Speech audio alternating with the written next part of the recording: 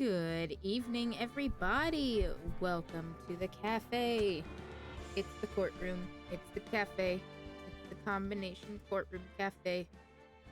Music seems a little loud. I'm going to turn that down a little bit. There we go. That should be good. I hope you are all doing very well tonight. I just almost freaking smacked one of my drinks off my desk. So, if that tells you the kind of day I've had. I'm getting twerking bee-doofs, table pats, and head pats. A wide variety of emotions. Yeah. It's... We're here. We're back at court. We're still in court. We seem to have come to the conclusion, whether or not we actually believe Ron is Mask DeMasque, that Luke Atme is really the bad guy of the whole thing. Like, he's the one who committed the crime of killing... He's the one who actually Jesus Christ. Who actually killed Kane Bullard. But since we're the ones who basically prove that Ron was the only one who could have done it, now we've got to basically turn our entire arguments on their heads and figure it all back out. Oh my dog indeed, Jordan. This is part 2 of the trial, which I think is probably going to be the last part of the trial of this case, I would assume. You know, we just gotta lock in. So let's get going.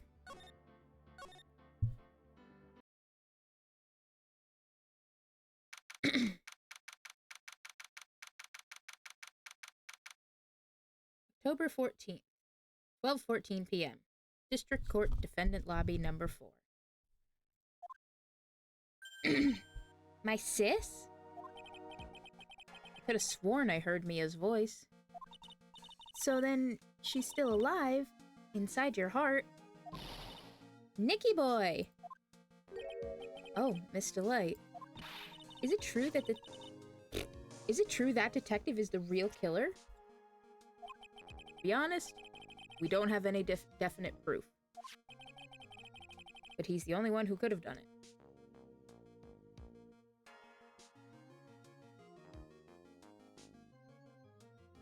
Wait, if we already found my man Ron innocent of being Lupin III, I mean Mask DeMasque, then double jeopardy could be used to say he was at the museum. Edgeworth. I guess we'll have to figure it out.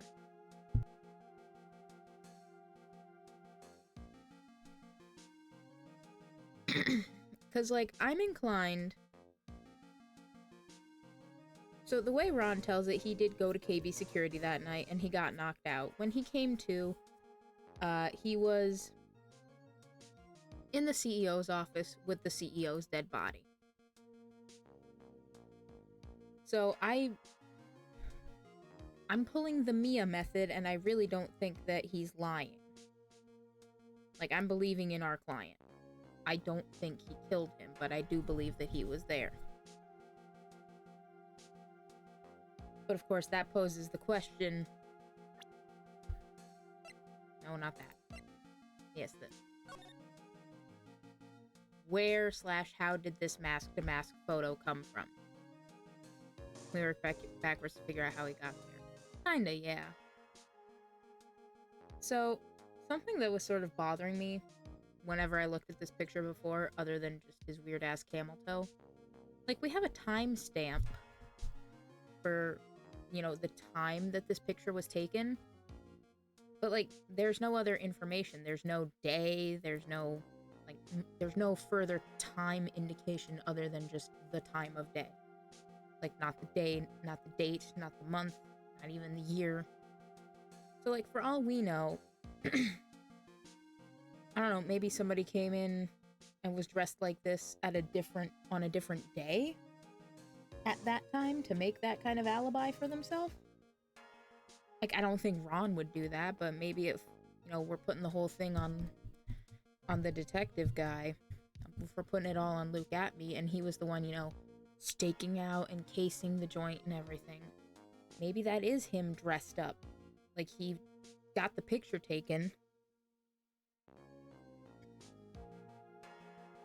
as sort of an alibi because it doesn't show us the date the picture got taken. And we know that he was there. Like, Adrian hired him about a week and a half before the heist actually happened. So he could have been around before that, getting things set up to do all this. That was something that was bothering me, but I couldn't really find the words to figure out why exactly it bothered me until I was looking at it again. Like, I just pulled up a screenshot of it another time, and I was like, wait a minute. Like those old kind of digital cameras, they would have like a little date stamp in the corner if you set the date right. Well, even if you didn't, it would just set it, it would just do it whatever the default was.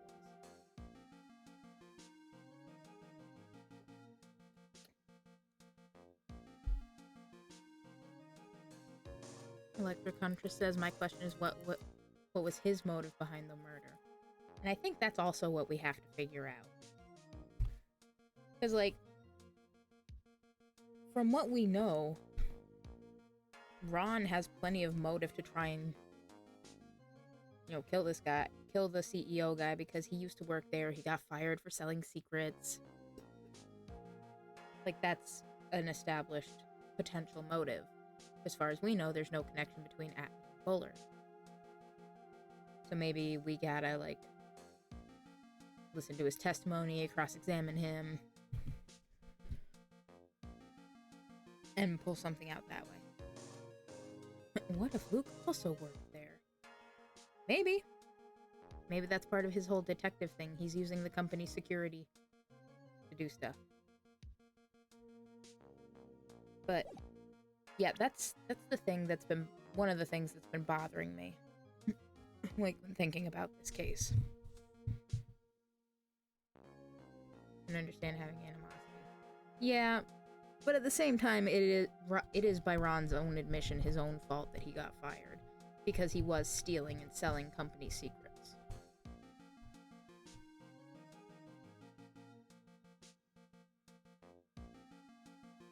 So it's not like he just got fired for no reason. Were he and Ron co-workers at any point? I don't know. Because the only thing we know about Atme is that he's this, ace detective guy who we'd never heard of before this, but claims to be the expert on Mask DeMasque stuff. And Mask DeMasque only started showing up on the scene like 6 months ago.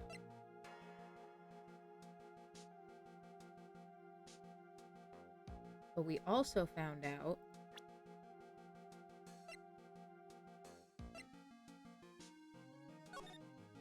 like, here's a clipping from Ron's first heist. Atme was there, and presumably he's the one who caught Ron because his outfit was like right in the trash can or something. So my assumption is that Atme was the one who was like blackmailing him, being like planning out all these elaborate heists.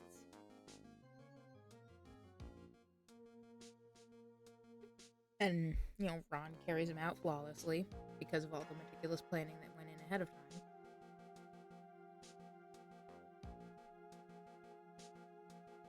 But I don't know.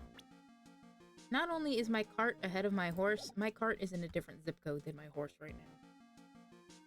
So let's just get going. He's the only one who could have done it. But wasn't he at Lordly Taylor that night? Not to mention, we don't exactly know his motive. I mean, why would Detective Atme want to kill Kane Bullard?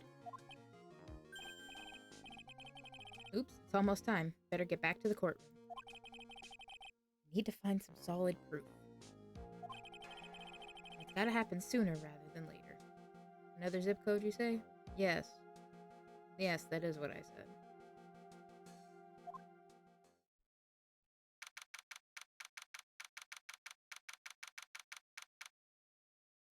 October 14th, 12:21 p.m. District Court, courtroom number 6!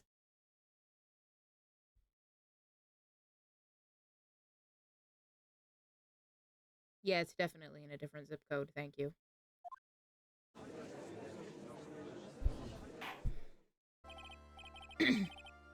Now then, this court is back in session.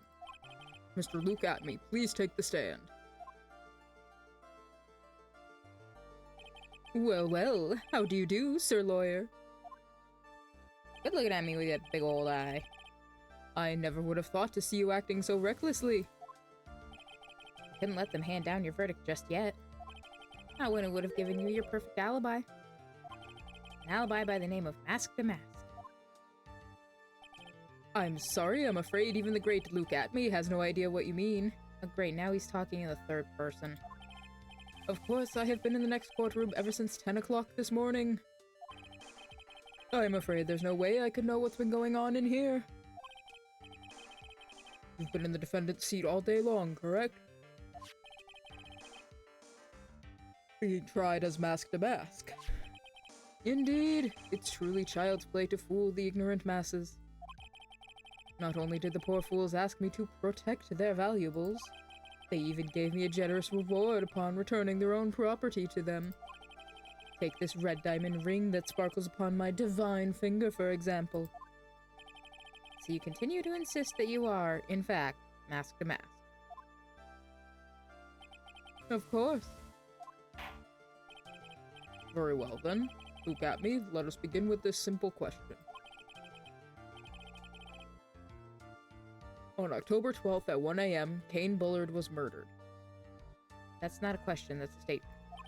Where were you at that time? One without knowledge lacks even the knowledge that he should be ashamed of himself. But don't worry, I will not hold it against you, Sir Judge. Bro, did you just call the judge a fucking dummy? Thanks. Alright, Mr. Atme. On the night of the murder, speak. We're all ears. As you wish, Sir Prosecutor.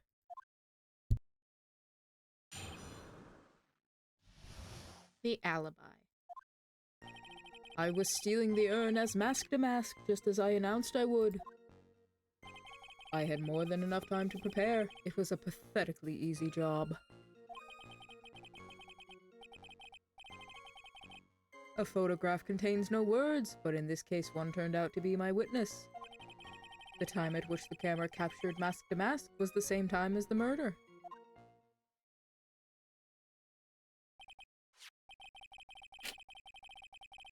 It seems the main point of discussion will be this photo of the crime scene.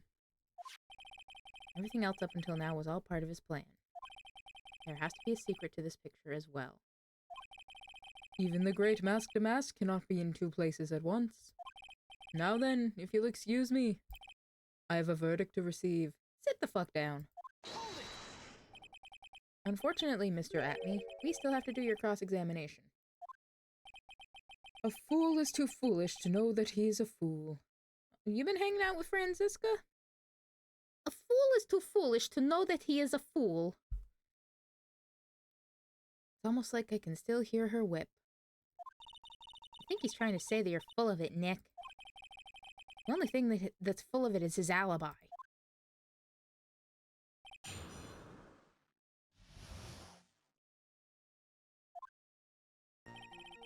Stealing the urn as Mask DeMasque, just as I announced I would. More than enough time to prepare. It was a pathetically easy job.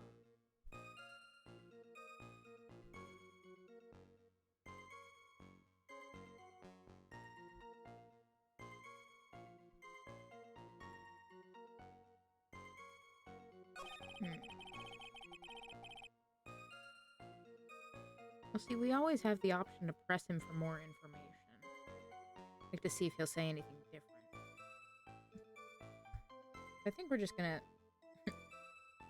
when all else fails, we're just gonna start pressing everything as long as we don't get penalized for it. I think I might have to do here.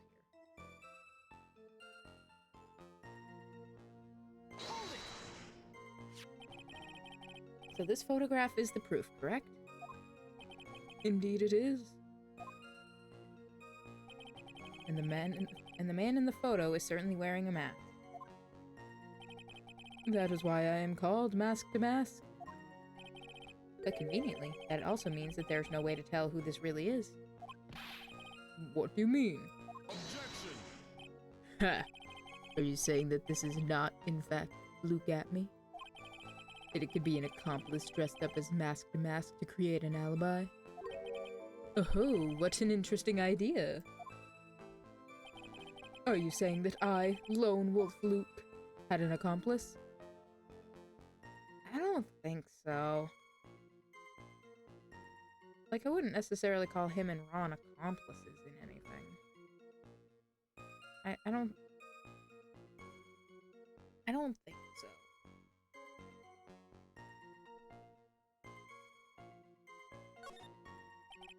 Luke Atme was at KB Security during the murder.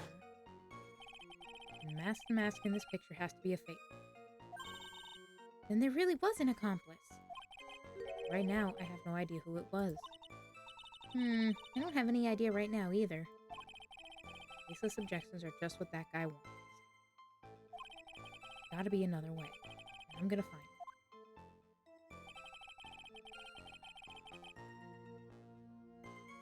It was a pathetically easy job. I believe Adrian Andrews hired you at one point. That's right. That was over 20 days ago, if I'm not mistaken. You sent the calling card to Lordly Taylor 10 days before the heist.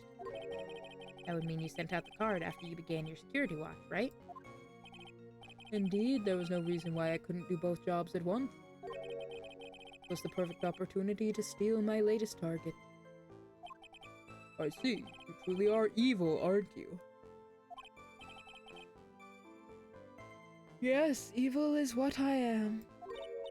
Hey, Nick, isn't there something odd about this?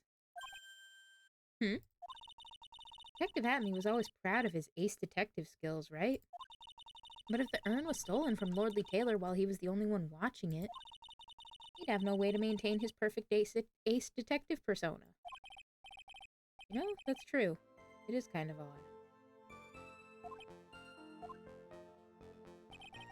The photograph contains no words, but in this case, one turned out to be my witness.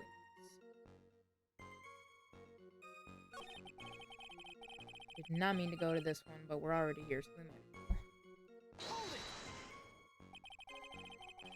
About the camera that took this photograph. Oh, come now, it's all too clear what you're thinking.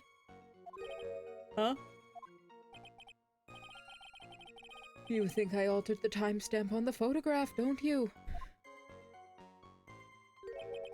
I'm afraid that's impossible. Camera was set up by Lordly Taylor, and on top of that, it was Lordly Taylor's staff that printed that picture's data. Unfortunately for the defense, there's no way that picture could have been altered. I see. Like I better find something else that could be suspicious.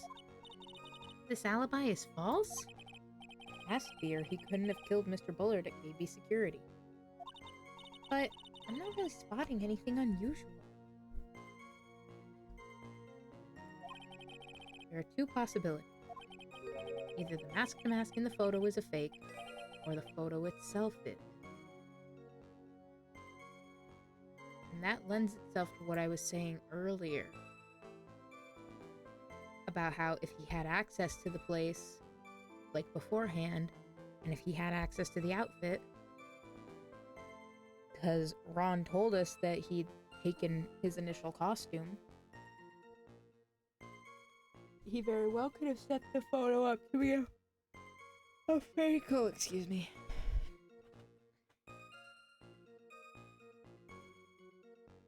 The fact that my total, crackpot theory is potentially working out.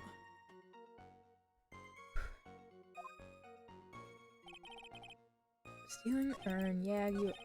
The only one I didn't press was this one. Excuse me. Here's our nightly barista hiccups. So I photograph... You mean this piece of evidence here, is that correct? Indeed it is. That is it. The very thing that proves I committed the crime. The very thing that proves you committed the crime. Jesus. Excuse me. Surely even you understand by now. Lordly Taylor provided that camera. There's no way I could have tampered with it. That means I could not have killed Kane Bullard unless I had an accomplice. Come on, think long and hard about that. Basement warehouse and this picture that supposedly captured. Gotta be here. Isn't there something funny about this picture?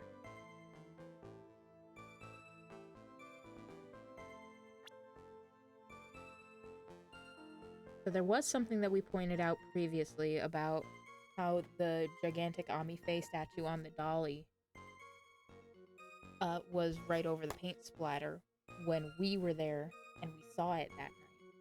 But for some reason in the photo, it's moved.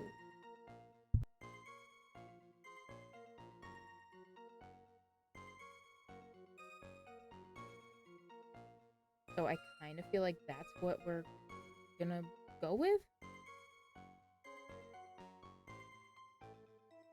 Because, like, when we came in the next day after the theft and the statue was moved, we were wondering why. Maybe this is our way to start getting at that. I'm gonna say there is. Are you implying that this picture is a fake? You bet I am. There's definitely something strange about this picture. Took a look around the basement warehouse that night before the theft took place. There's something in this photo that doesn't match my memory of that night. Yeah, it's gotta be the Ami statue. Very well, then let's hear what you have to say. What about this photograph do you find to be funny? So it's gotta be... If I'm right, like, if my train of thought is correct, it's gotta be the paint splatter. Because, like I said, when we came down here, it was covered by the statue. The funny part is right here. Why, this is a blood stain. No, Judge, you've been playing too much Danganronpa. Ah, blood! Now this case is getting interesting. Not exactly. This stain is actually pink paint. Oh, just paint. And peach-colored at that. From blood to peaches, the judge sure loves going on his wild tangents. The problem with this photograph is not the paint. The problem is, when you consider the layout of the basement warehouse, it turns out that something that should be there is nowhere to be seen. He knows what we're talking about. Well, Mr. Wright?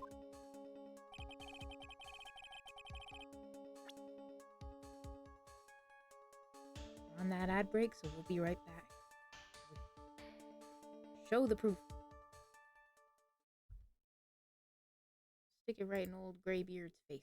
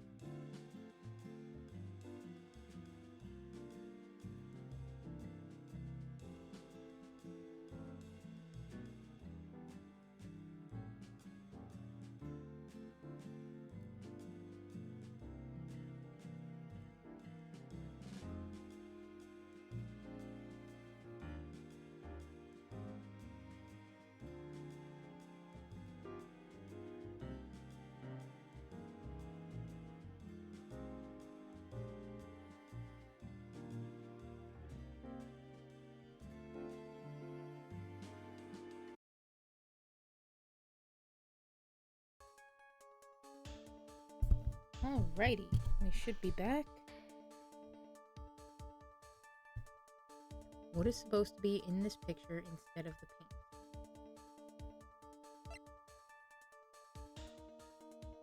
Yeah, it even says it here on the description. Carried into the basement warehouse the day of the crime, moved again that night. And it was on a dolly, so it was relatively easier to move. Supervisor of the treasure exhibit stated the following. Well, there's a good reason for that. On the day of the crime, around noon, that golden statue just happened to arrive from the mountain training hall.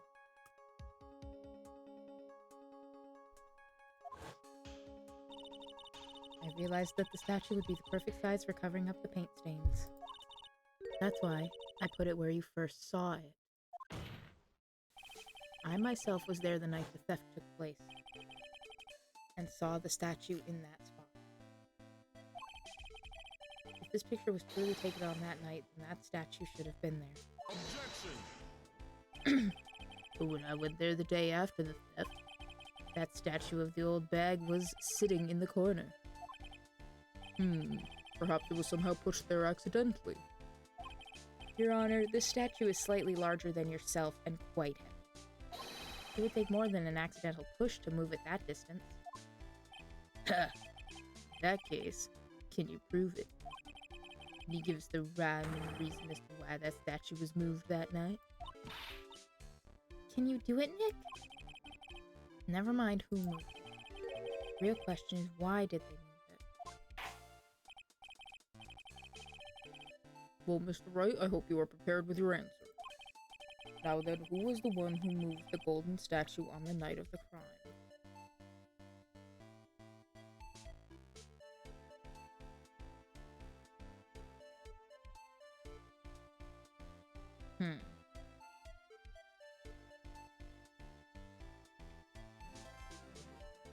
I think...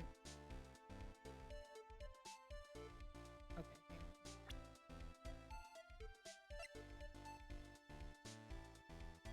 So if we're going...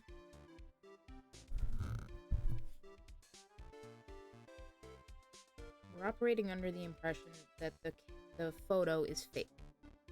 Well, like, not fake, but like that he'd set it up beforehand.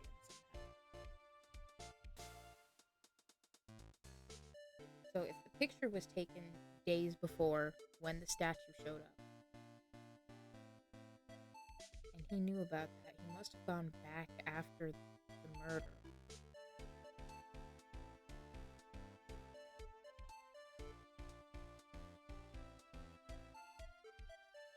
If the statue had been there,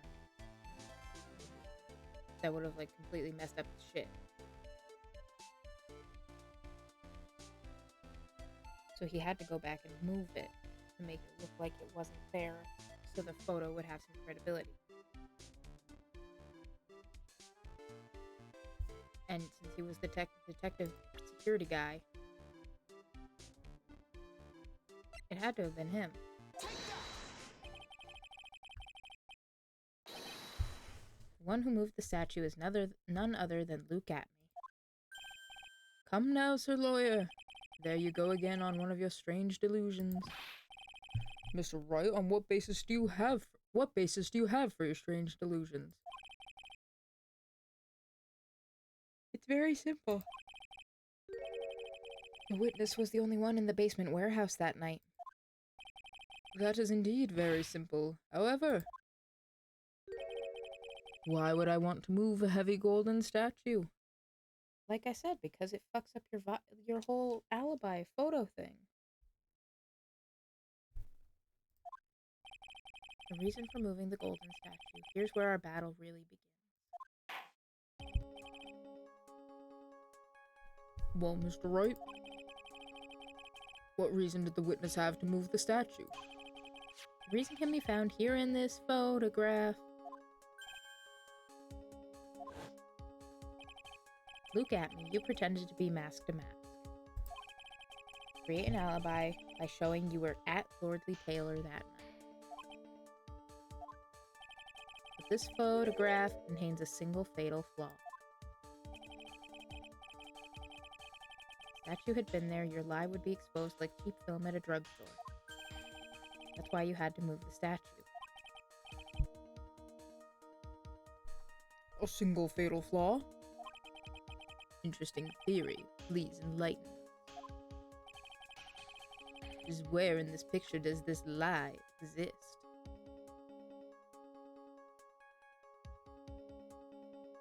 I'm going with my earlier theory that he dressed up and took the picture on a different day. That's why the statue's not there.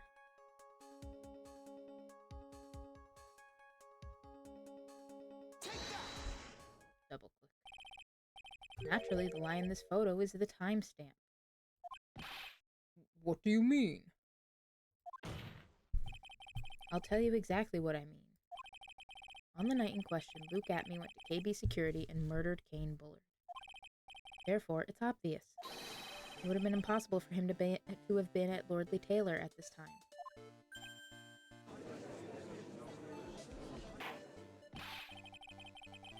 What does that have to do with the statue being moved?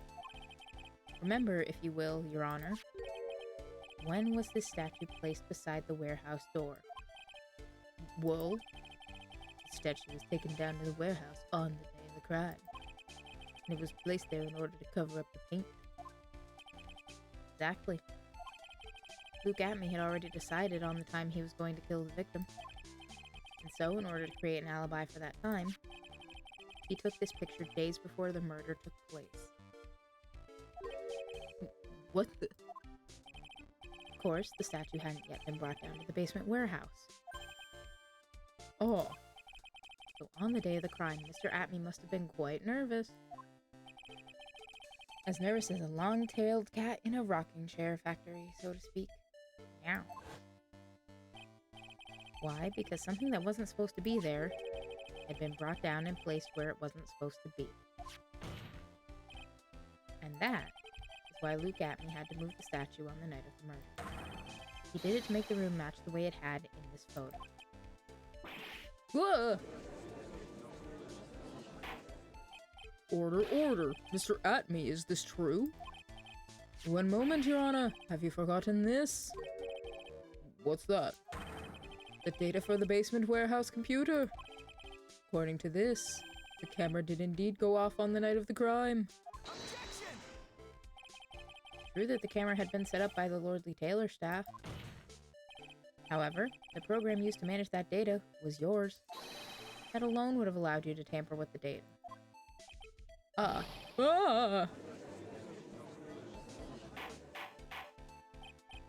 Order, order! Mr. Godot, what is the meaning of this?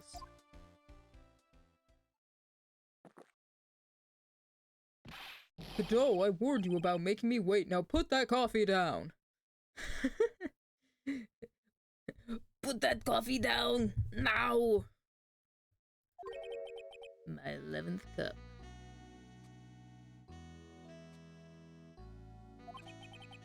Promise to drink no more than 17 during a trial. Which means I'm still good till the last drop. However, the defense has a very good point. A good point. So what? We are all but travelers on a road of infinite point. I think he's got his points mixed up with his other points. So you say this photograph was taken ahead of time? And that the statue was moved in order to make it match? That's a very interesting idea. However, there's one point that can't be denied. Which is? That it's only a possibility. A crime possibility. Give me my coffee. Look. Men that are trapped by the chains of maybe can never reach their dreams. That's very true. No way, don't fall for that, Your Honor. Hey, Mr. DeMasque. Yes? I was waiting to hear Ron go, yes! Acknowledge me! If there's no funny business in your actions as Mask DeMasque, there should be no problem with you telling us your strategy. So let's hear it.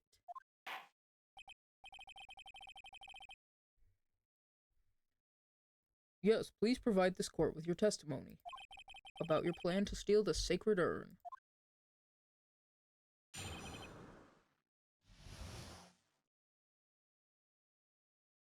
sacred urn heist. I first received the request from Lordly Taylor about 20 days ago.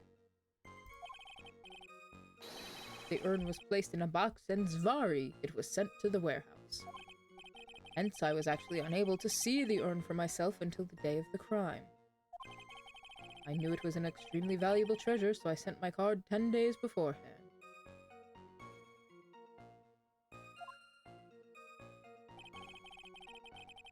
I then handled security by myself to ensure that my crime would go smoothly. At last, I held the urn in my hands for the first time at 1 a.m. on October 12th.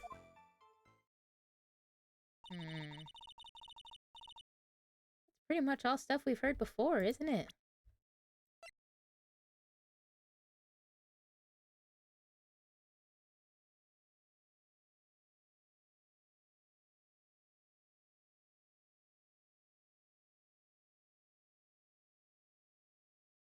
Sorry, I thought I heard something.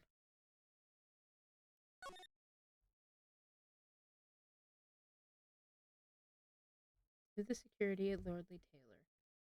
I'll be coming to purloin the most priceless work of art on display in your Treasures of Karain exhibit.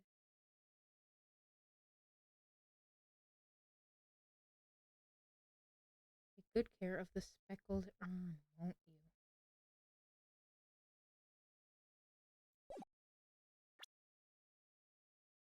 you? Okay, but if he had never seen it before that night, how could he call it speckled? Because it didn't become speckled until Adrian dropped it and got paint all over it. Yeah, but we will find the truth hidden in the nuggets of new information he gave. Witness, you're sure there are no mistakes this time? Zvari. Very well then. Mr. Wright, you may begin your cross-examination.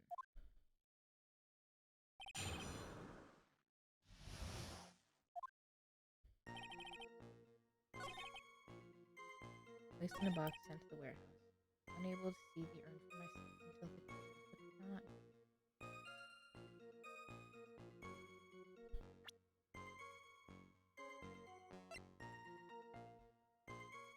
I feel like we could probably put this on multiple things, like putting it here or putting it on the last one where he says that the very first time he saw it was that day. But no. Objection! Either you obviously didn't do it, which is like what we're going for, and that you only planned the murder.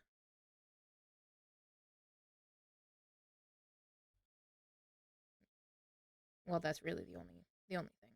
Anyway, Mr. Atme, if you really are Mask DeMasque, and you also wrote this calling card, correct? But of course. Is there a problem with that calling card?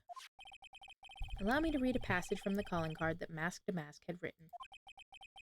Take good care of the speckled urn. Now the speckled here surely refers to this pink pattern on the sacred urn. Yes, that is true. But so what? Truth be told, there is no way that Mask DeMasque could have known about this pattern. What do you mean? This pink spotted pattern on the urn is actually nothing more than paint stains. Paint stains? And these stains did not appear until after the urn had been taken to Lordly Taylor. Uh-oh, getting steamy. Not finding this joke to be very funny, Mr. Trite. The day that the sacred urn was taken to the warehouse, the urn was broken due to human error, or should I say, an error-prone human. Poor Adrian. And that's when the pink paint got on the urn. You can't be serious. And yet this calling card clearly mentions the paint pattern. Which means Detective Atme had seen this urn long before the crime ever took place. Or, you know, Ron saw it somehow. Exactly. Anyway, in fact, he saw it when this fake photo was taken. Because this photo is a fake, your alibi for the night of the murder no longer holds water.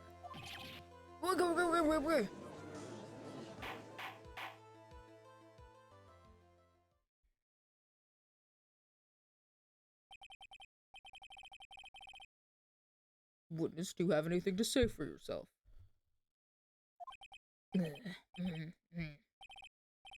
All right, that did it. He's broken. No, he's not, Phoenix. Nick, I think it's still a little early for a victory pose. Huh?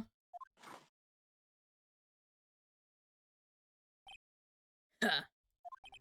It's so sad. No one has any conviction these days. Conviction, you say? Yesterday, we all decided unanimously that this man was Mask DeMasque. Now we're calling him a murderer.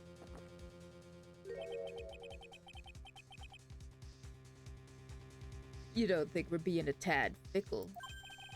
That's a good point. No way! Don't fall for that too, Your Honor.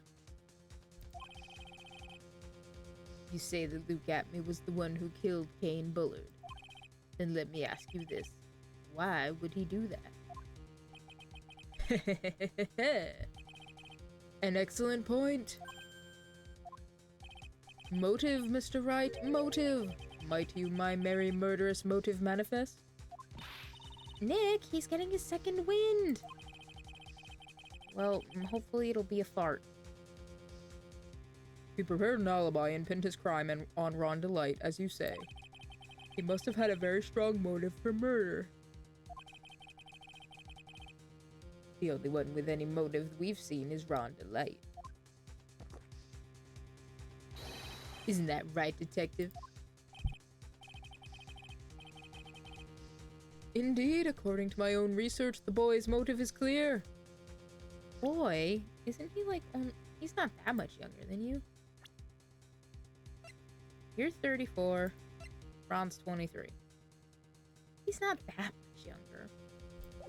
You're just being kind of an ass. Without a motive, it's nearly impossible to prove guilt in a murder case. Now then, maybe you can enlighten us as to what the defendant's motives were. I'd be honored to, Sir Old-Timer. They're doing everything they can to make Ron look suspicious. Despite our lack of hard information, this may be our only chance. Now's our chance to get the murderer. Get the murderer. Get the murderer. Motive for murder. I, Luke Atme, had no points of contact with the victim whatsoever. Kane Bullard decided to investigate Mask DeMasque and simply mistook who he was. It was Mr. Bullard who wrote the blackmail letter and sent it to Ron Delight. And it was again Mr. Bullard who harbored a grudge against Mr. Delight for his betrayal. Mr. Bullard's mistake is quite excusable. The defendant truly believes he is Mask DeMasque. That is why Mr. Delight saw it fit to kill Kane Bullard. Truly a tragedy.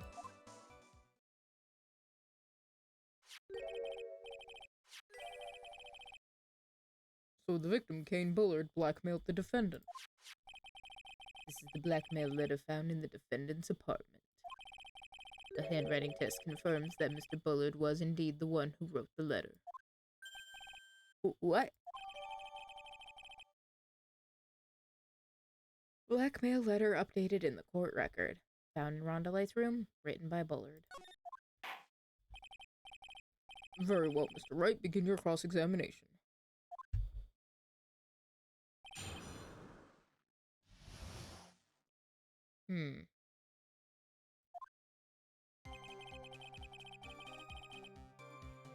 Nope, that's contact.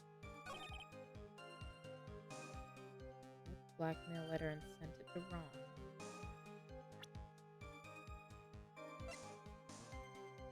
What does even the letter say again? It's just like a...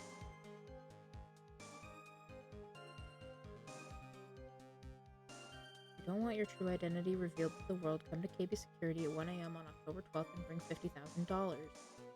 If you don't, I'll take that red diamond you received the other day instead. Now hang on. Where's that clip?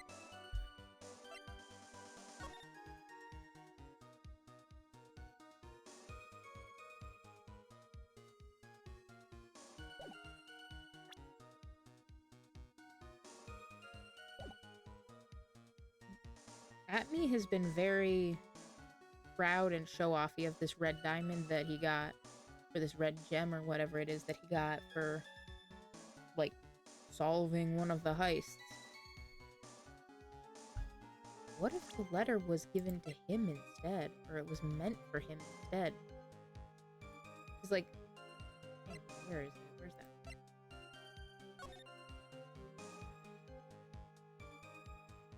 Yeah, the only jewel that's on the list that we found from KB Security is the Tear of Emanon.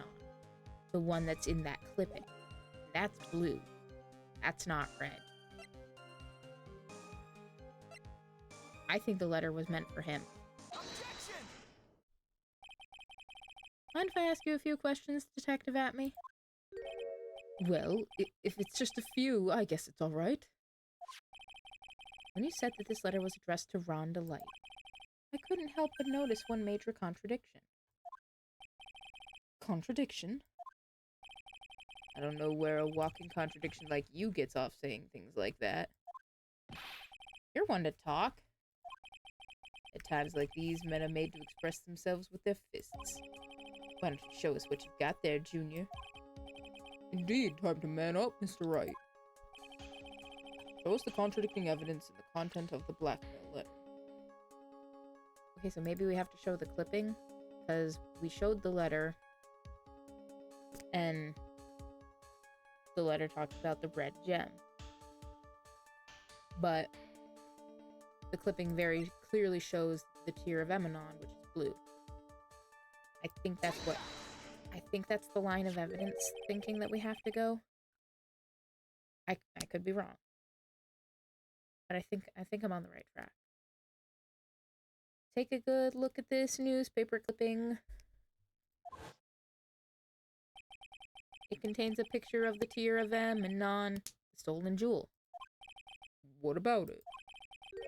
Problem is this jewel's color. Color? I'm not much for discussing color myself.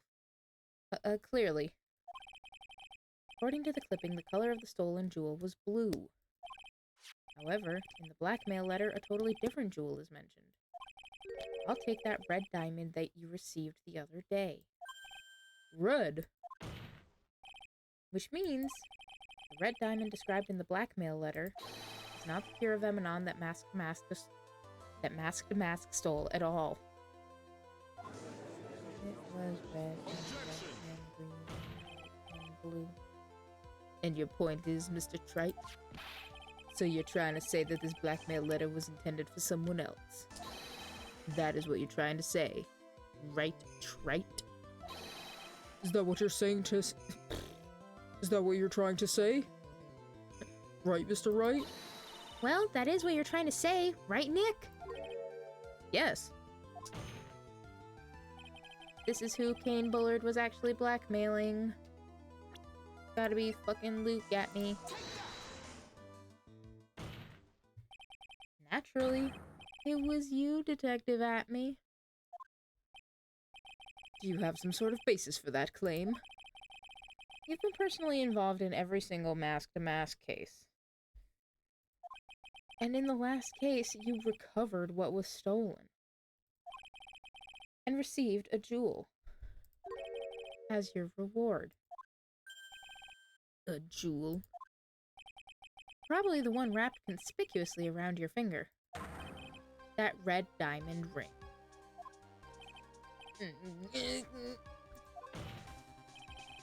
That is the diamond referred to in the letter.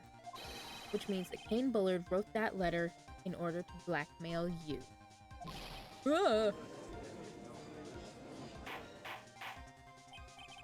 Order in the court. Order, I say. Seems you've gone too far with your childish pranks, Mr. Trite. Uh-oh. I don't like the way he said that. Kane Bullard blackmailing Luke at me? Are you for real? Yes, I am. Yeah, come on, stand up to him. Then answer me this. Blackmail letter contains the following passage. If you don't want your identity revealed to the world. Yes, it certainly does.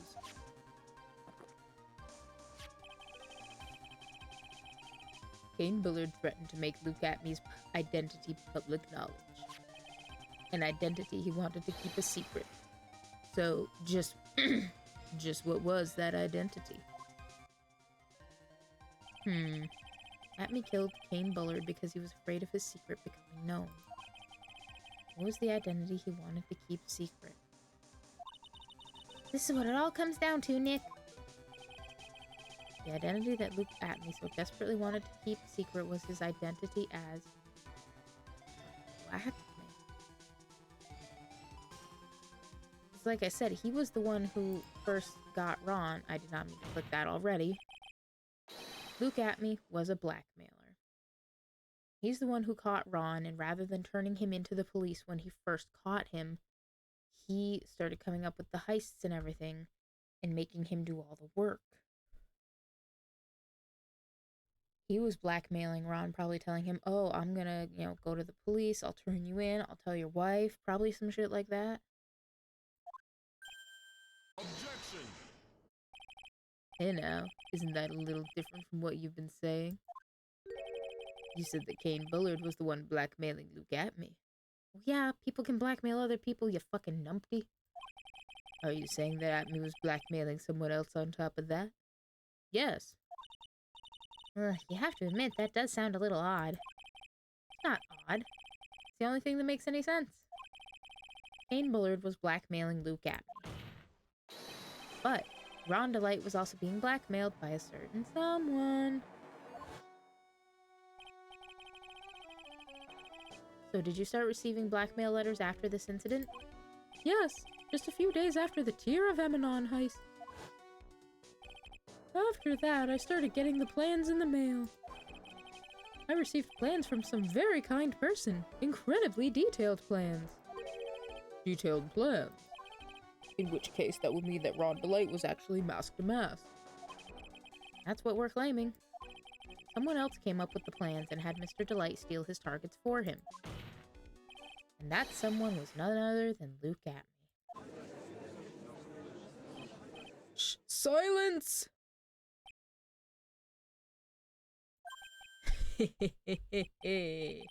Now I see. It's all becoming clear. What is? When you were in grade school, you received the same report card every year. Careless, with the tendency to jump to conclusions. Am I wrong? Damn. I guess we're gonna have to find out about that after the ad break. Careless with the tendency to jump to conclusions. Excuse the fuck out of you. I was a delight to have in class.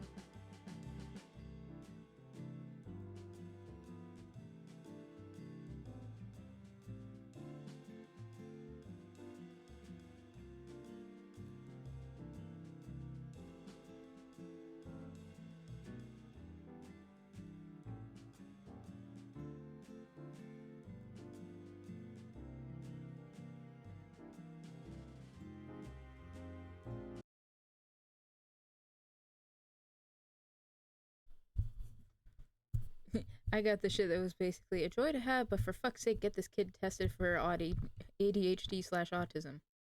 Joke's on them, though. I was already diagnosed with ADHD. Well, there you go, Nova. No, if you legitimately asked me to tell you what my report cards had ever said, I could not tell you. I was admittedly always a bit of a teacher's pet, but it wasn't necessarily out of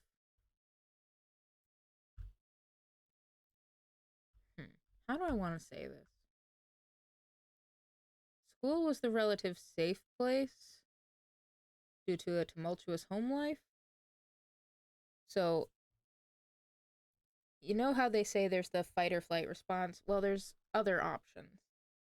And I tend towards the fawning response, where it's just like I minimize myself and my thoughts and feelings and everything, and sort of fawn over whoever the other person or other people are around me. So, in school, this translated to I will do anything. I am the ultimate people pleaser. Like, teacher gives me some kind of assignment, fuck yeah, I'm all over that. I will always be the good and studious yes. Because if I can do good at this, that means they're not going to get mad at me. They're not going to get upset with me. And, bad things won't happen. And it worked. Anyway. How did you... Oh, poor Phoenix. You say that I, Luke Atme, was blackmailing Ron Delight? In which case, I would naturally know all about his relation to Mask DeMasque. Well, yes. Ron Delight started receiving plans from his second crime onward. Correct? Which means I learned of his identity when he committed that first crime. Yes. Good point. You certainly couldn't have blackmailed him otherwise.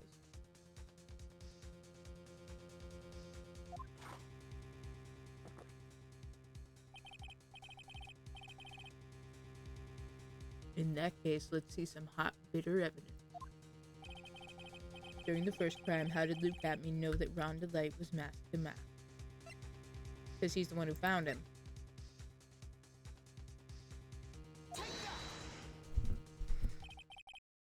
Ron straight up told us that was how he found him. I think I see it. See what? When you were in grade school, you received the same report card every year. Gets into lots of mischief trying to be the center of attention. Ooh, Phoenix, you calling his ass out? I'm here for it.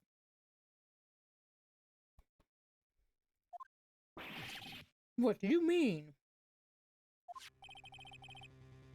This newspaper clipping. It has a picture of you and Ron Delight in his guard uniform.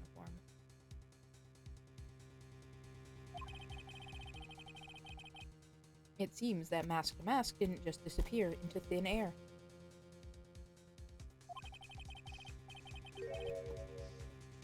He just took off his outfit and hid it in a bucket. That sounds far too stupid to be true. Well, you try committing your first heist and then getting caught.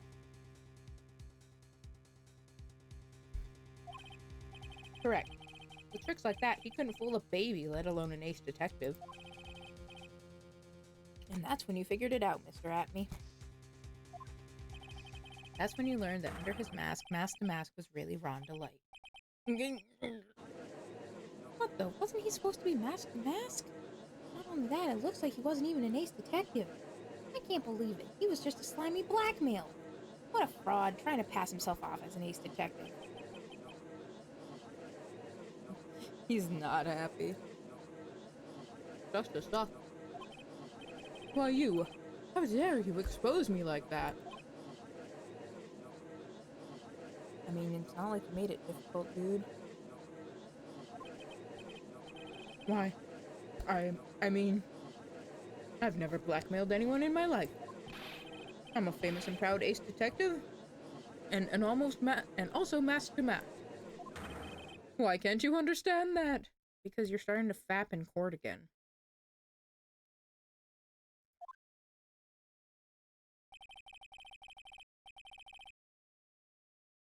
I'm afraid you are neither a proud thief nor an ace detective. You're a blackmailer and a murderer. That is your true identity. Why you? How dare you? Oh God, he's talking a lot. Big mouths of yours, real fools. Fools, I say never you compare to my G's. You're all just jealous. Go. So goon! He told us goon!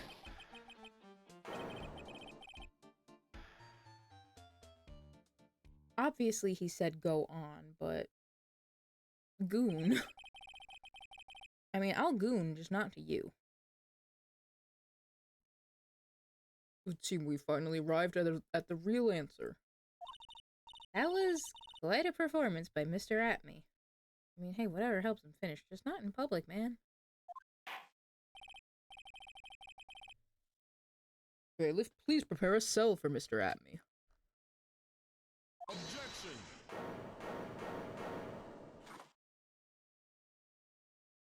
Yeah, she's gotta save that for Gumshoe. There is plenty of gooning to be had. The hammer that strikes too fast has no time to aim. Well, depending on the kind of hammer it is, it doesn't have to aim. What if it's a gun hammer? You don't gotta aim the gum hammer, you gotta just aim the gun. Dummy. What do you mean? I'm already prepared to deliver my ruling. Allow me to say one thing. Or a giant hammer. I don't care how big the room is, I have a giant hammerhead. Like Dinkaton. Or like my, my Dungeons and Dragons wizard. Did not mean to press that button. Yeah, my Dungeons and Dragons wizard. She's a dwarf. And she uses a staff to, like, channel her magic. Ain't nothing in the rules that says that she can't have a giant warhammer head on one end of it.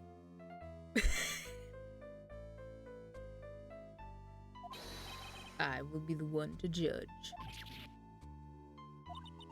You don't get much more in your face than that.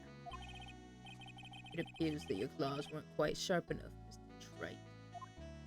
I mean, my hair's sharper than yours. Does that count for anything? What are you... Truly, you've proven a lot of things. Things like Luke Atme was a filthy blackmailer. That he wasn't at Lordly Taylor the night of the murder. That's right. That's why he's the one who killed Mr. Bull. But there's still one thing you have yet to prove. What's that? Just because he wasn't at the warehouse doesn't mean he was at the murder scene. Therefore, if you can't prove that this pitiful excuse for a man was at KB Security, then I don't see how a verdict can be delivered. No, no way! Order in the court. Well, Mr. Wright? This is it. This is the final round. I've got to prove that Atme was at Mr. Bullard's office on that night. But can you really prove that? That's long enough, Mr. Trite. I want to hear your answer. That night, Luke Atme was at KB Security, and the defense...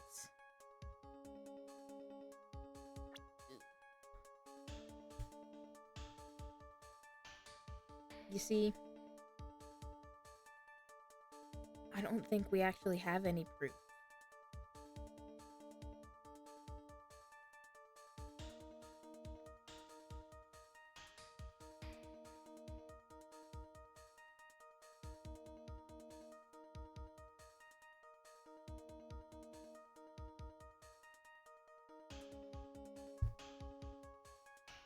Because, like, everything that we have that says, like, who was at the CEO's office, like the card record and whatever, that only shows us that Ron was there. Like, we don't have any other thing to show that he was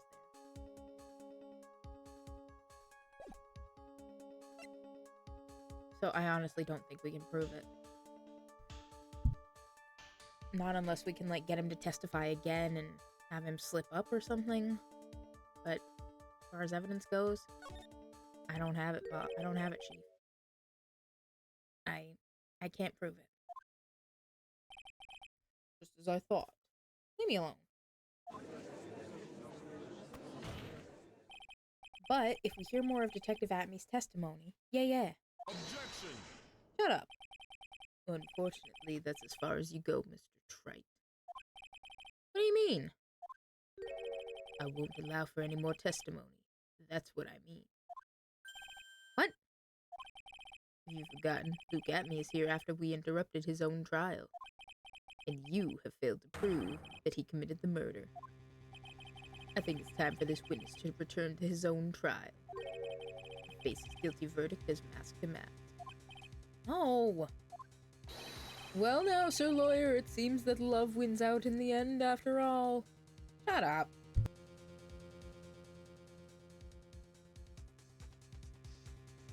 I blow my nose in your general direction.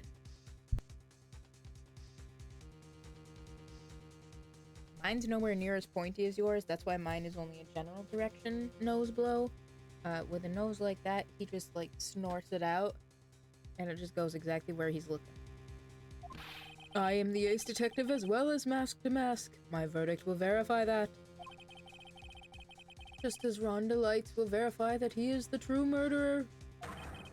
I declare that with the full force of my ace detectiveness.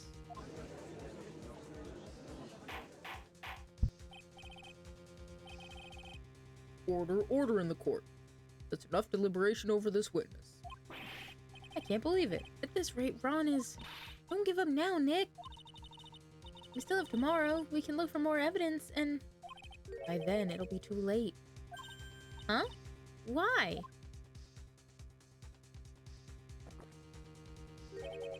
Double jeopardy. One of the basic rules of any court of law. Double jeopardy? Should a defendant be tried and found innocent in court, that defendant cannot be tried again for the same crime. This is a fundamental rule of all courts. It applies to this witness as much as it applies to anyone else. Mr. Atmey will be found guilty in a matter of minutes. Guilty as Mask DeMasque, which means he will be innocent as far as the murder of Kane Bullard is concerned. No way! The fact that you were unable to prove Mr. Atmey's guilt of that crime here means that he will never again be tried as Kane Bullard's murderer.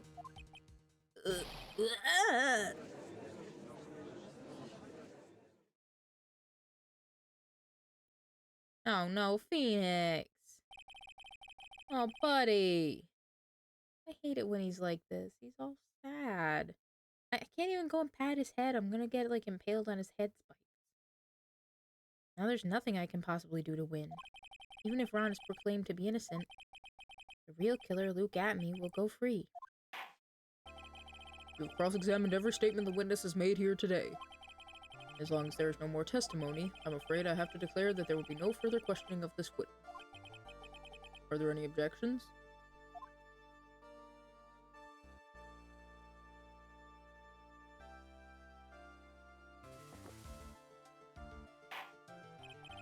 Then I hereby end the cross-examination of Luke Atmey. Man. Oh? I think I see it. Your Honor, when you were a child, this is what was on your report card every year.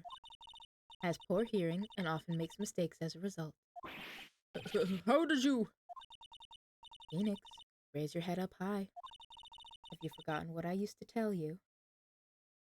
A lawyer is someone who smiles no matter how bad it gets. That voice. No way. Long time no see, Phoenix. Yeah! I knew it was her because of the objection sound. Mia! This is the true power of the Karain channeling technique. I know that it's really Maya who's standing before me. Right now, she's my mentor, Mia Fey. Now, let's do this. But there's nothing more we can do, Mia. Without any more testimony, I can't cross-examine. Not yet. Testimony's not over yet. What do you mean? Your Honor, just now you said something very interesting. You have cross-examined every statement the witness has made here today. Yes, that's true, but... Unfortunately, Your Honor, you're forgetting something. Earlier, after the last cross-examination, this witness made a number of remarks. Well now, Sir Lawyer, it seems that love wins out in the end after all. I am the ace detective as well as Mask DeMasque. My verdict will verify that. Just as Ron Delights will verify that he is the true murderer. I declare that with the full force of my ace detectiveness.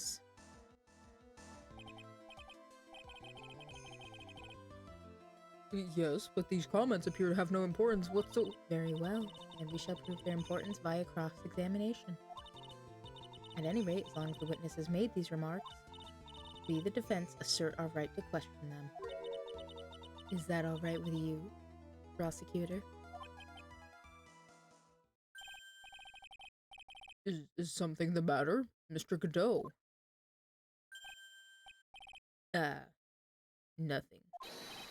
Oh, Sir Lawyer, it looks like you're one step too late. If you think such falsehoods will do anything to me, look at... Let's hear it. Huh? It's true that the witness made some remarks. So then, let's hear this last bit of cross-examination. Mr. Godot, what are you... Very well then, Mr. Luke at me. I'm going to allow the defense to cross-examine your earlier remarks. The defense would like to hear why you declared the defendant would be the true murderer. So please give us one last bit of testimony. Phoenix, this is it. This is our absolute last chance. Yes, Chief.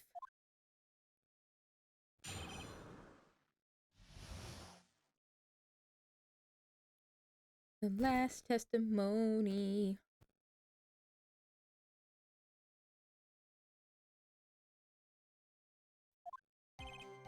Indeed, it is true that I was not at Lordly Taylor. I had to leave to see about another vitally important job request. And I had known about the date beforehand, so I had this photograph readied. My brilliant deduction was what informed me that the true culprit was Ron Delight. And thanks to the keycard and wallet, it was abundantly clear that he was there. I was also able to make a deduction from the buzzer, which only sounded once. The button did not have any fingerprints on it.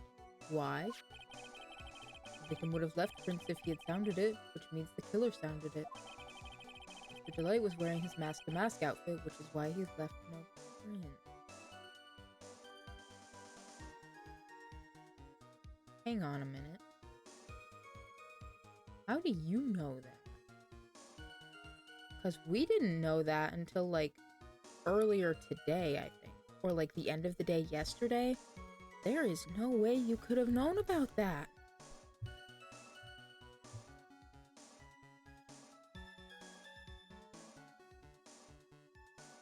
I think this is what we need. I don't know if we have to present something. Because, like, it was just something that like, Ron told us. Ron told us he wore his Mask DeMasque outfit. Like, when we had the testimony the last time. He told us that just to be safe, he wore his Mask DeMasque outfit. But if Atme has been in the other courtroom the whole time, he couldn't have heard that. So the only way he knew is because he was there. And he saw him. Oh, I got your ass.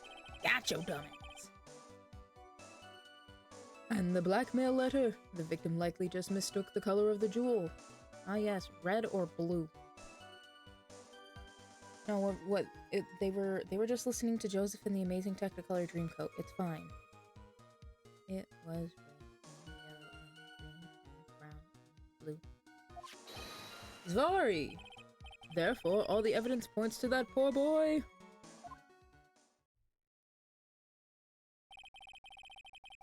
This testimony actually seems to hold up pretty well. Well, yeah, but that's also because he doesn't really say anything. Hey, I hope you're doing well. I am. I hope you're doing well, too.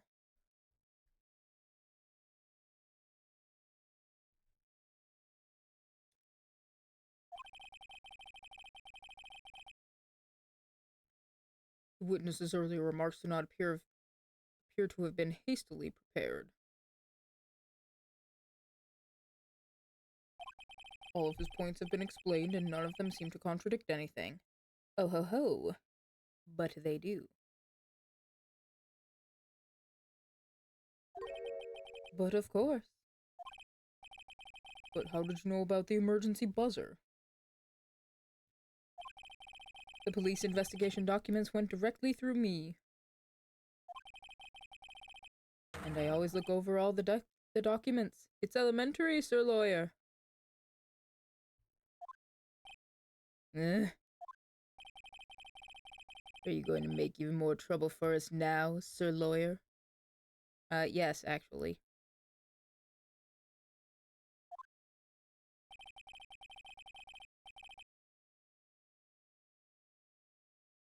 I will not allow for any of your usual shenanigans, Mr. Wright.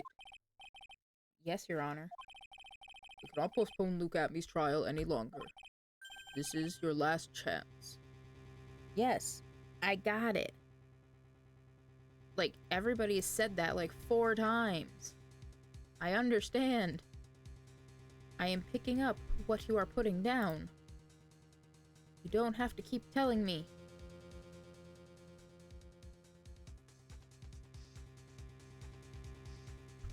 Like, I get it. I understand.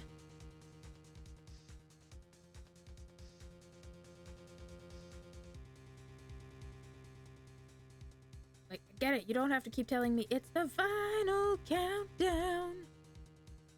Jesus. Hang on a sec. Just one chance. It seems that the party's about to begin. Well, Phoenix, there isn't any evidence that contradicts with that testimony. So it would seem. What do you mean, so it would seem? Listen, Phoenix, pointing out contradictions doesn't always mean you have to present evidence, does it? At any rate, this is our last chance. If you can't point out a case-breaking contradiction, you lose. That's all there is to it.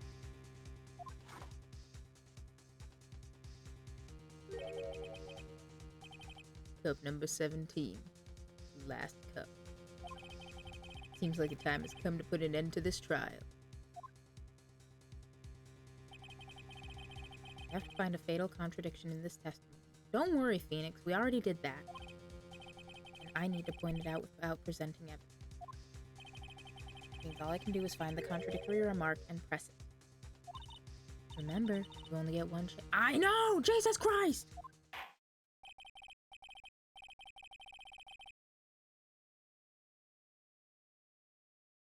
Very well then, Mr. Wright, please begin your final cross-examination.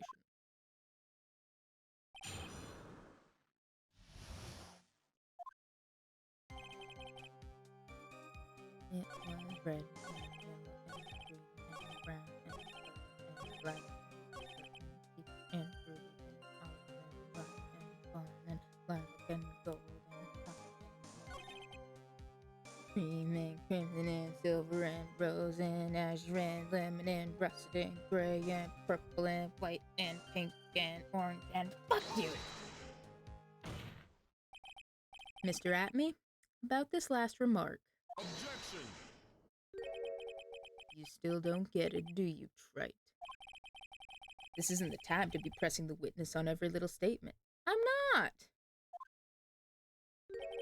I'm afraid you're the one who still doesn't get it, Mr. Godot. What? Mr. Atmey, it seems you have finally admitted that you were in the CEO's office on the night of the murder. How can you say that? Let's review your testimony, shall we, Mr. Atmey? The button did not have any fingerprints on it. Why? Mr. Delight was wearing his Mask DeMasque outfit. Is that correct? Indeed, that's what I said. My deductions are absolutely foolproof. More like your deductions prove that you're a fool. Damn, the ghost of Franziska just showing up. All over this trial. Foolish fool who keeps foolishly opening his mouth.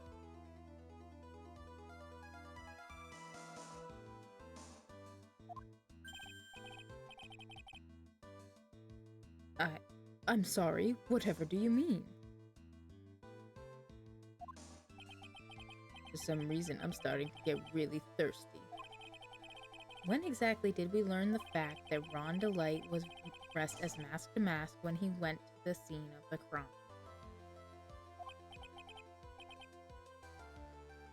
That was, that it was just a few hours ago. Back when my sixth cup was looking at me with a cold stare.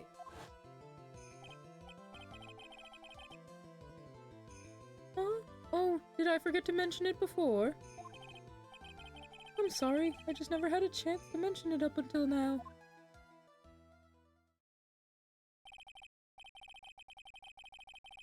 That's right. The defendant had yet to tell anyone else about this fact before this morning. Therefore, the only people who should know this are those who have been watching this trial. Do you understand now, Detective Atme? There's no way you should have known about that. Aye! You were in the next courtroom, being tried as Mask DeMasque. So then, enlighten us. How did you know about that piece of information? Well... Come on, this detective must have known about it. I'm going to bed now. Good night. Good night, Jordan. You know, I should have probably snoozed this last ad break, but I think we're at the end of the line anyway. We'll be back in just a moment. Great, now I'm gonna have fucking Joseph and the Amazing Technicolor Dreamcoat stuck in my head for a goddamn week again.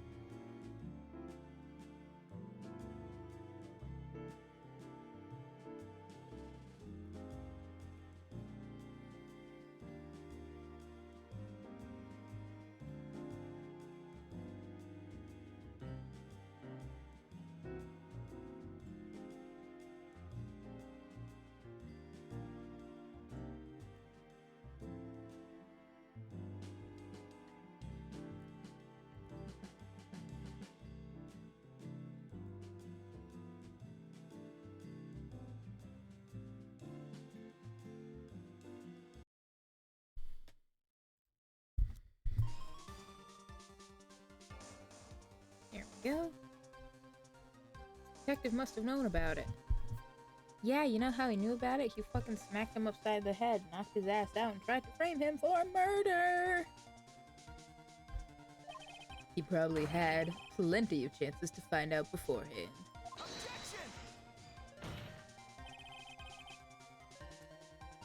And it's those chances that I want to discuss next. That night, Mr. Delight was wearing his Mask DeMasque outfit. There's one and only one way for Detective Atme to have found that out. If he had seen him, if they had encountered each other at KB Security. Because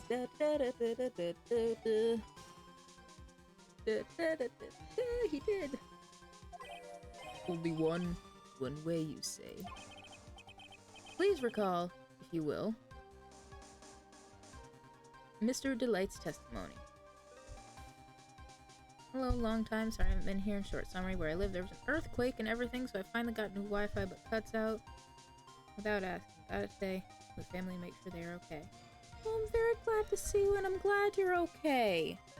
Sorry to hear that there was an earthquake, but pressing buttons again without meaning to.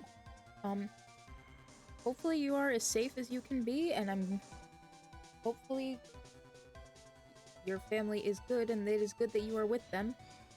Still going on, but it's okay. Well, hopefully everything goes as quickly, smoothly, and safely as it can. For you and everyone. I appreciate you stopping by. Right now, I think we're just about to wrap up Case 2 of the third Ace Attorney game, so if you don't want to be spoiled on anything, now would be the time for your Wi-Fi to cut out. But if you don't mind spoilers or anything, feel free to stick around. I don't think we'll be going too much longer. Like I said, we're basically right at the end of the case. I think we're about to have our killer breakdown, because it's like, oh, hee-hee-hoo, we found the proof.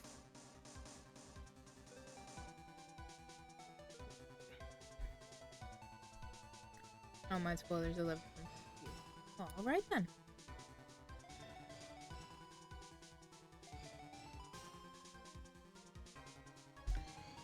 And we're just gonna keep on trucking. Thank you. Of course. Because I know the category on Steam is the Phoenix Wright Trilogy. Not Steam, on Twitch. The category I have up is the Trilogy. So, like, there could be people looking to try and see, like, the first game, and then somebody's coming through and playing the third game and they don't know it, and then they get spoiled on something. And I seriously doubt that kind of thing's gonna happen here, but on the off chance somebody is looking for gameplay of the first or second game, or at the very least specifically not the third game, I want them to be aware. But anyway, something's wrong. I have an important question. What's your question, soldier? Oh.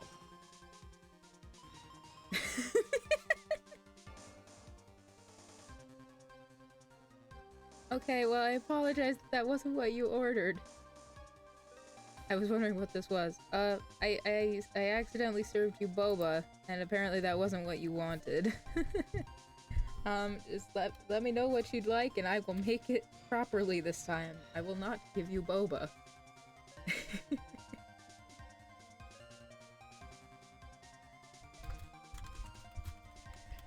I am quite glad that Redeem is getting a little more use.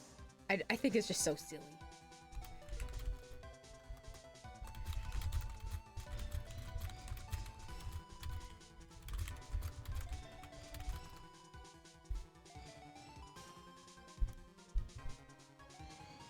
You gotta make it right. Or just eating her works too. Yeah, but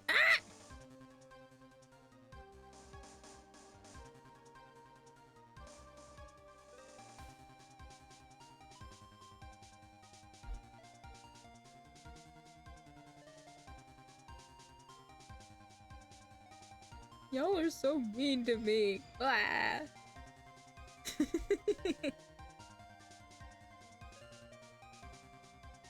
Oh, well, we have fun here. We have fun. Right now, please recall, if you will, Mr. Delight's testimony. He did twice in one stream. That's basically a day in the office here at the cafe. Usually it is at least twice. usually somebody does it near the beginning, and then somebody comes in and does it near the end. They're like, yeah, one for the road. No, don't cry. If you do, I'll call Phoenix Wright because you served me the wrong drink. Okay, but take a look at that emote. Look at that. Look at that emote. It's me.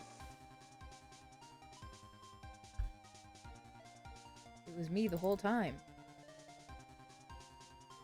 Boom. I've been tricked. You have not been tricked. You've just been bamboozled by the power of outfit changes. Bam. Anyway. When I entered the office, there was a suspicious shadow there. Yeah, the one that I have now, the one that I was wearing when you came in with the, like, purple shirt and the black skirt and the vest thing, that was made for me by the wonderful Stain Cisco. And I specifically use it, when I'm playing Ace Attorney and we're doing, like, courtroom trial days.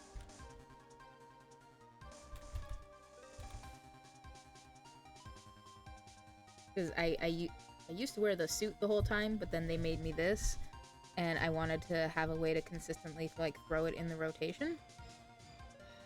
So I wear this outfit when we're doing courtroom stuff, and then I wear the other outfit when we're doing investigation stuff.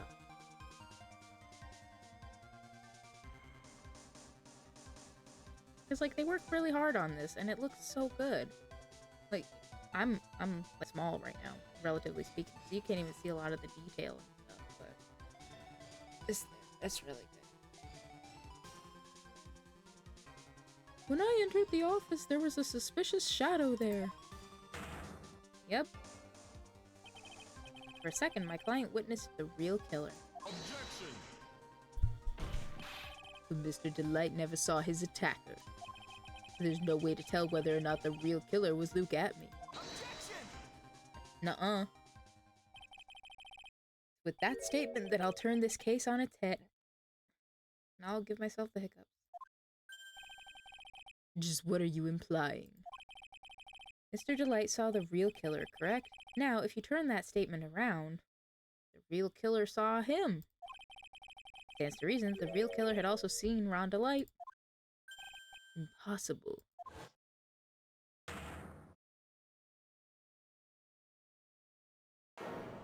Ta-da! Detective Atme, you saw Mask DeMasque at the murder scene that night. You saw him when you killed Kane Bullard and assaulted Ron Delight. That was the only way you could have known what Ron was wearing.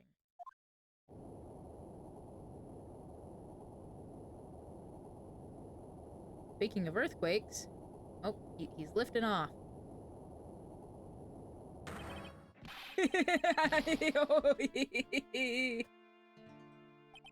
Take a good look, everyone. No, he's fapping in court again. Stop that. Unable to find a rival worthy of my genius, I was forced to create one by myself. Here I am, the tragic clown. Now, you know what? Hang on. Which one is it? That's not it. That's not it. Here we go. Here we go. Here's our tragic clown. It's Jimbo. Let's just censor what's going on over.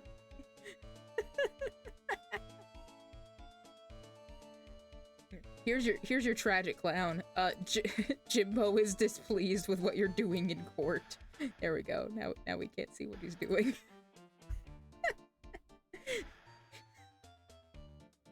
I knew I was right to never delete this picture. That's the same line you gave yesterday. But I think there's a little more meaning behind it this time. Ah, great, now Jimbo's in the way. Jimbo! Move! There. Now if he starts doing it again, we should still be able to not see it. Oh no, he's still at it. Yep. Yeah, there we go. Okay, he's gone. Thank you for your services, Jimbo. Back to the corner with you. What an awfully complicated incident. We see in live footage, wow. right? Kane Bullard was blackmailing Luke Atney, who in turn was blackmailing Ron Delight. And upon killing his blackmailer, Luke Atney tried to frame Ron Delight.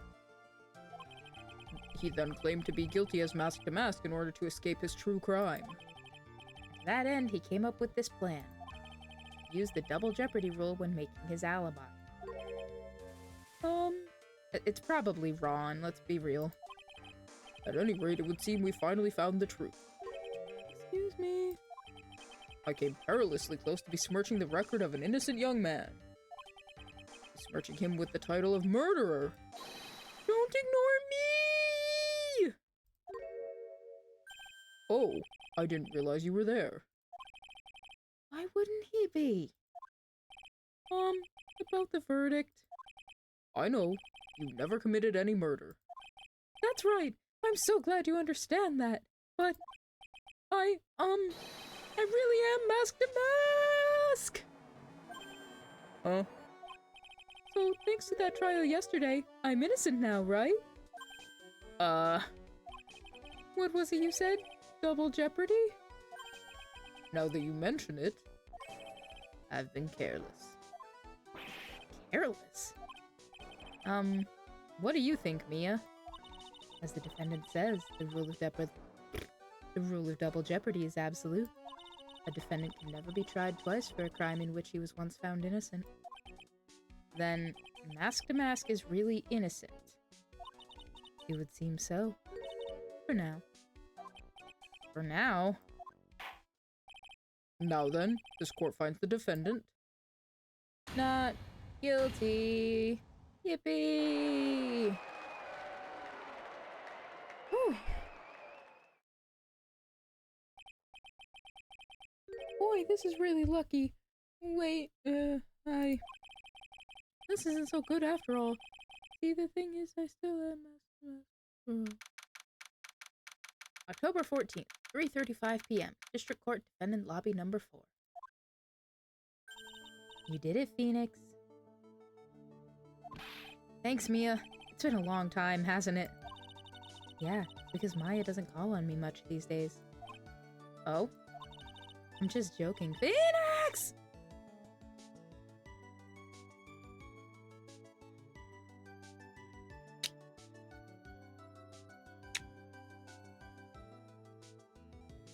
You know what? That's fair.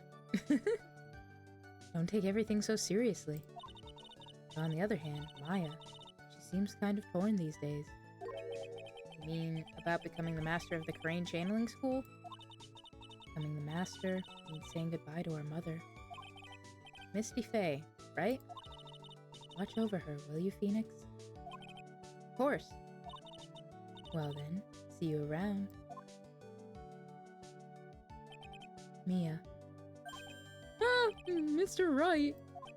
I don't know what to say. Congratulations, Mr. Delight. I mean, I think a thank you would be in order. I found you innocent of, like, 2 crimes. One of which you were actually guilty of. So... Well, then, this is the tradition. Yeet the barista after every win.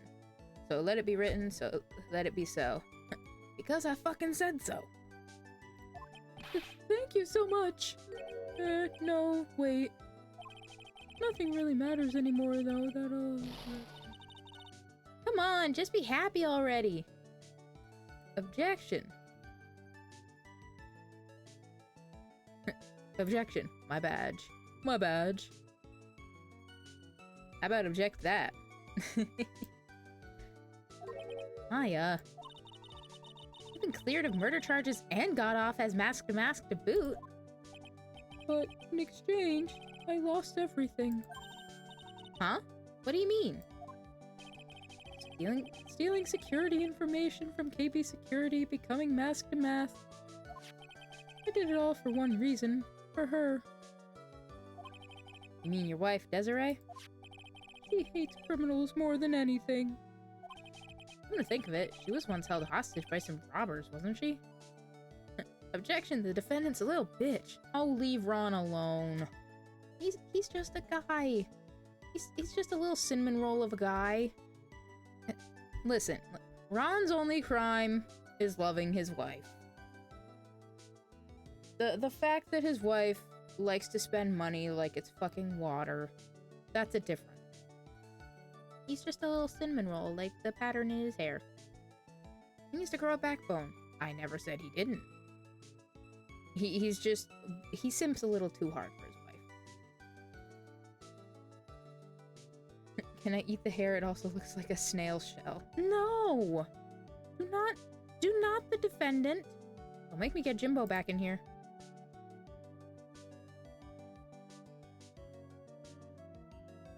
There. She treats him like a sugar daddy. Yeah, kinda. Like, you can tell that they both care about each other, but... Do not consume the defendant. Yes, exactly. She always said how she hated sneaky criminals. I knew that, but... Once I got fired from KB Security and lost all the money I had, she wouldn't have any reason to stay with me. Oh, Ron. To be honest, I'm scared of clowns, but the way you're doing that is making me laugh, so thank you. Oh, good. I'm glad it's making you laugh.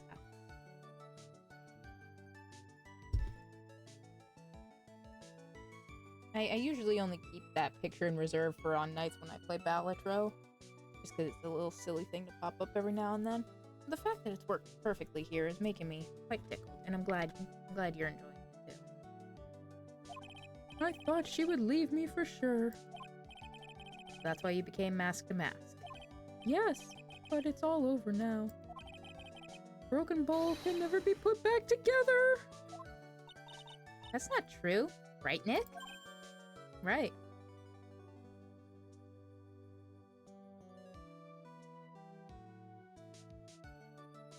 I'm gonna eat the defendant after the stream, so sue me. Do not the defendant. At least wait until after the final case of the game, because everybody's probably gonna show up in the credits anyway. Think of Jimbo as a jester, not a clown. Yes.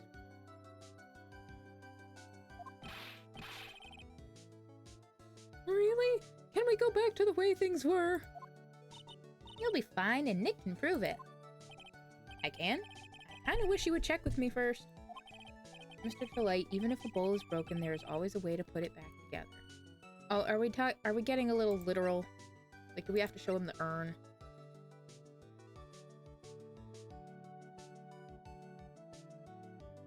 I think we're getting extra literal here. The sacred urn. Jessie was the one who found this. Desiree, your wife. She's always believed in you, Ron. That's why you'll be fine. You don't have to worry about anything. Ah, there you are! Miss Delight. You did it, Ronnie! You're innocent! I'm so happy! Thank you, I appreciate that, but, I suppose you don't want anything more to do with me, do you? Ronnie, why didn't you talk to me about what was going on?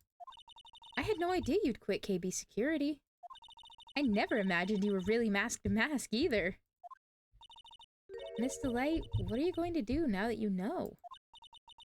You're not going to really leave him, are you? Come on, it's obvious, isn't it? How could I ever let a wonderful man like him get away? After all, my bike's really fast. So fast there's no way he could ever get away. But didn't you say that you hated criminals? Oh, I only hate people who act all cowardly and sneaky. Like that detective. I see. My Ronnie went and declared his crimes before he committed them, like a man. I just love a man who's so chivalrous. Chivalrous? I knew I was right about you. Every day I spend with you is filled with thrills and excitement. Jessie. Desiree, you really do love Ron, don't you? Nicky boy? Yes? I'm really glad I asked you to defend my Ronnie. Thank you so much. I'll never forget what you've done for us. Oh, well, take care of yourself. You too, Nicky boy. Ooh, I can feel my face going red. Oh no! Mr. Nick, Mystic Maya, congratulations! Talk about bad timing. Mr. Nick, how could you? With another man's wife in front of Mystic Maya! No, you've got it all wrong. I'll never forgive you. Never, ever. The bad ending, Phoenix fucking dies. So just as the case came to a close, so too did my consciousness. Kron said a broken bowl can never be put back together. And I know that's not true. I mean, just look. Yay! Here's a perfect example of one that was put back together even better than before. Yeah, because it was done by somebody other than an 8-year-old who can't spell.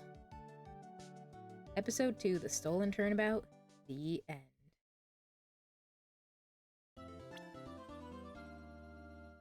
Recipe for turnabout. I think Maya's in a little waitress outfit. Or is it like a little maid outfit? Waitress maid outfit? Maid cafe? Is that what we're going with? I don't know.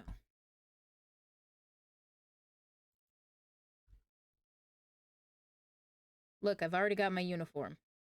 It's a little long, but I think it works. Saving content. Yes. Alright. Recipe for Turnabout, Part 1, Investigation.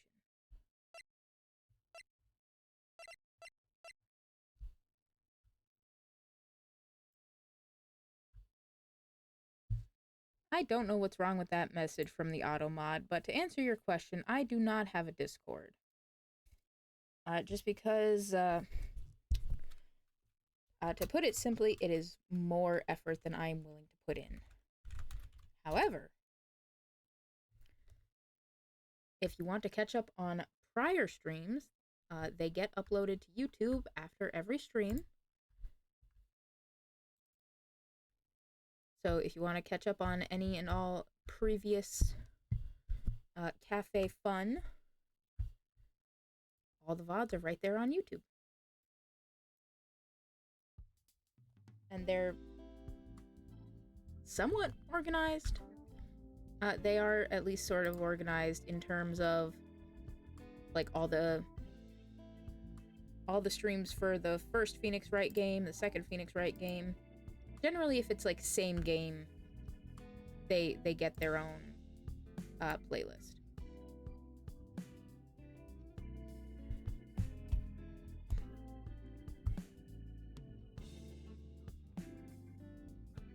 Don't forget to eat the barista in case you can't leave a tip. That works just as well. Well, listen, everybody can't do it all at the same time. There's a cooldown. This is the command? Yeah, there we go. So all of my links to all of my social media are right there. So if you're on like Twitter, Blue Sky, those kinds of websites,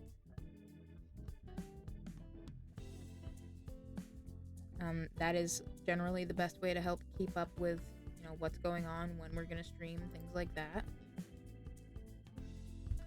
Like it says on the top of my social media profiles, we tend to go Monday through Thursday, starting between 11 p.m. and 12 a.m. Eastern Standard Time. This week, it's really up in the air because there's just some IRL stuff that's happening, and I need to be more available for that. So, like, if I do indeed do a stream, and like I get a call about what's happening, then I'm gonna like, we won't have a raid out or anything. I'm just gonna and frankly, I don't know how long it's gonna be like this. Definitely at least this week, depending on circumstances. Thank you so much, Barista, if it's okay to call you that without the VT. Yes, absolutely. Just Barista is perfectly fine. The VT just means that I'm a VTuber. That and the name like just barista was already taken on Twitch. So I couldn't exactly take that. Probably taken by somebody. Thank you for snoozing that ad. It's taken by somebody who's actually probably a barista and not somebody who just plays one on the internet. Okay. 07. Let's...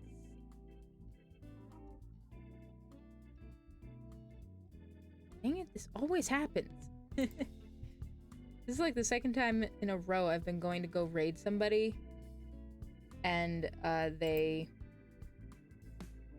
are about to raid out themselves. I think it's pretty funny, frankly. Thank you for being here and cheering me up and not scaring me with the clown. Or Jester. Yeah, I mean, granted, his face looks a bit scary in that, but Jimbo's really not that bad. It's more of a goofy thing. He's just a silly guy. And, for those of you who don't know, the guy who portrays Jimbo, like, in that picture and, like, on the calendar on the Balatro calendar, Ben Starr. He is a voice actor. He voices one of the main characters of Final Fantasy XVI, Prometheus in Hades 2, one of the bigger characters of Clair Obscure Expedition 33, and among many other things. From what I've seen, he's also going to be doing some kind of role in the new Celasta 2 game that's coming out at some point. Oh, that was the other one. He's also Dorian in Date Everything.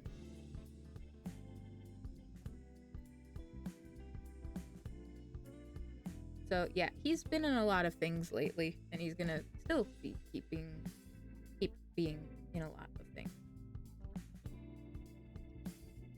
I just think he's... Man, I don't know where I want to go tonight. Where I want to take y'all.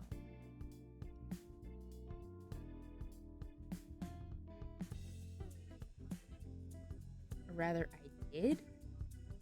And then the person I wanted to go to is let's raid Burry.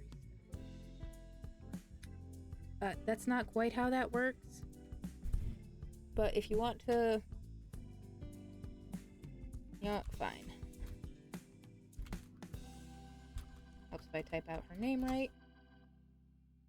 Let's go say hi to Jay. She is, by her own admission, a boba-obsessed dragon. And of course, gotta hit her with the raid message. Your to-go order is here, Café raid. Also, I was joking, but sounds good.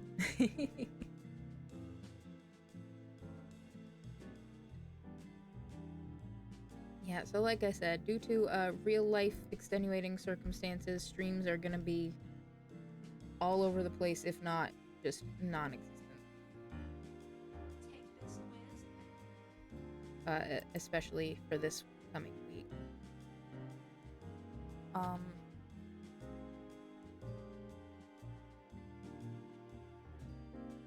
I can definitely tell you that tomorrow night's Toss-Up Tuesday with Supernova EX, that is definitely already... That's... Like I said, due to my own circumstances, that's just not gonna happen tomorrow. I doubt I'll be live tomorrow, but if I am, like I said, keep an eye on the social medias. But until next time, eat some food, get some rest, take your meds, drink some water, and take care.